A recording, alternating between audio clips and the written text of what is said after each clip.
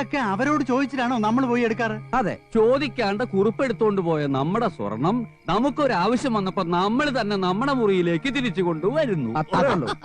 വേറൊരു കാര്യം എല്ലാവരും മനസ്സിലാക്കണം. മൂർഖനെ കൊല്ലാൻ വേറൊരു മൂർഖൻ വിചാരിച്ച കഴിയില്ല. അതിന് രാജവെമ്പാലയാവണം. കാര്യം നമ്മളൊക്കെ തനി പാവങ്ങളാ എന്ന് വെച്ച് ഒരിക്കലെങ്കിലും രാജവെമ്പാല ആയില്ലെങ്കിൽ ഈ നാടും രക്ഷപ്പെടില്ല, നമ്മളും രക്ഷപ്പെടില്ല.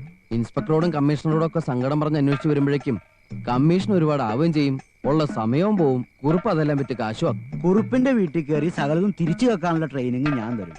ആരൊക്കെ ഉണ്ടാവും മാത്രമേ പറഞ്ഞാൽ മതി. ആ കുറിപ്പും കുറിപ്പിന്റെ ആൾക്കാരും ഒഴിച്ച് ഈ നാട്ടിലെ മുഴുവൻ ജനങ്ങളും നമ്മുടെ കൂടെ ഉണ്ടാവും. നാളെ രാവിലെ നമ്മൾ ഭഗവതിക്ക് തേങ്ങറിയും. അതോടെ പരിശീലനം ആരംഭിക്കും. എന്നാ പിന്നെ സമസ്താപരാധങ്ങളും പുറത്ത് അശേഷം അടിപതറാതെ മുന്നേറാൻ നമുക്കെന്ന് സാധിക്കട്ടെ. അതെ, 1 മിനിറ്റ് പ്രാർത്ഥിക്കാം അല്ലേ? പ്രാർത്ഥിക്കാം.